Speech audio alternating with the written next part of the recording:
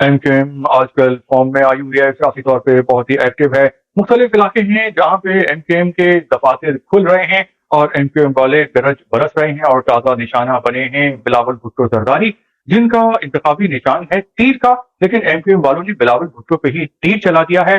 बिलावल भुट्टो साहब को ललकारा है और कहा है कि बिलावल भुट्टो बहुत बड़ी बड़ी बातें करते हैं, लेकिन क्या बिलावल भुट्टो में इतनी हिम्मत है कि वो लाहौर जाके, पंजाब जाके इस बात का ऐलान करें कि वो लाहौर को कराची जैसा बनाएंगे। अब जो एमक्यूएम ने जो हमला किया है, जहां पे निशाना लगाया है, तो ये बहुत ही एक खतरनाक घाव है, क्योंकि पीपल्स पार्टी वाले जितनी भी कोशिश कर लें इस बात का जवाब नहीं दे सकते। क्योंकि वही बात यह है कि जो कराची हैदराबाद वाले हैं, जो कि सिंध वाले हैं, जब वो सिंध से निकल के पंजाब जाते हैं, पंजाब में एंटर होते हैं, तो वो हैरान परेशान हो जाते हैं कि ये कौन सी दुनिया है, ये कोई और ही दुनिया लग रही होती है, जो कि बहुत ही डेवलप है। सिंध के मुकाबले में पंजाब का हाल बहुत ऊंचा है।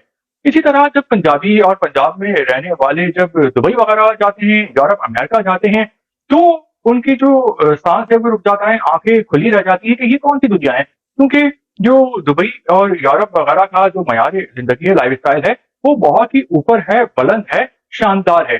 तो एमकेएम ने बात सोलह आने सही कही है, क्योंकि जो पीपल्स पार्टी है वो पिछले 40 साल से पाकिस्तान पे राज कर रही है। और विफाक के अलावा सिर्फ अगर पिछले 15 साल की और सिर्फ 3 हुकूमतों की बात कर लें, तो सिंध पे पीपल्स पार्टी ने राज किया है। सिंध पे पिछले 15 साल से, यानी जो 3 हुकूमतें रही हैं वो पीपल्स पार्टी की रही हैं।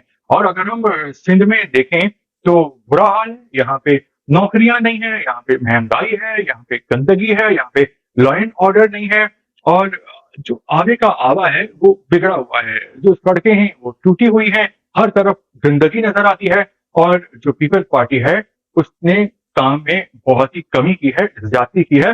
और इस बात का सबूत यह है, अगर आपने देखना है तो आप सिंध से निकले और पंजाब में एंटर हो, तो आपको आबो हवा ही वहां की बदली हुई नजर आएगी।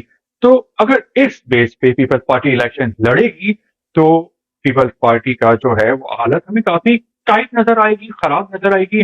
पीपल्स पार्टी के पास एक ही कार्ड है, बिलावल भुट्टो यानी नौजवान खून। और बिलावल भुट्टो चीखते, चिंगारते, ललकारते नजर आते हैं कि बुजुर्गों का जमाना गया, अब नौजवानों की बारी है, नौजवानों को मौका दिया जाए ताकि वो पाकिस्तान के हालात बेहतर करें। तो बिलावल भुट्टो पढ़े लिखे भी हैं, उनका सियासी विरासत भी है, सियासी तरबियत भी हुई है, पैसा भी उनके पास विरासत में इतना मिला है कि अगर बिलावल भुट्टो की 70 नस्लें भी बैठ कर खाएं तो वो खा सकती हैं बगैर तिनका भी हिलाए। तो अब बिलावल भुट्टो के कांधों पे जिम्मेदारी पड़ी है कि अब उन्होंने जो पीपल्स पार्टी पे लगे दाग हैं वो धोने हैं। और जब भी पीपल्स पार्टी को मौका मिलता है सूबे में और विफाक में, तो आपने परफॉर्म करके दिखाना है, क्योंकि आप पढ़े लिखे हैं और आपको दुनिया का पता है कि दुनिया कितनी बदल गई है पिछले कुछ दिहाइयों में। टेक्नोलॉजी की दुनिया है, एक्सपोर्ट्स की दुनिया है, जंग से बचने की दुनिया है, अमन की दुनिया है, कारोबार की दुनिया है। तो एम के एम ने जो पीपल्स पार्टी को ललकारा है, उन पे इल्जाम लगाए हैं, तो आपके ख्याल में वो दलाइल कितने मजबूत हैं? आपके क्या कमेंट्स हैं? आप कर सकते हैं। शुक्रिया।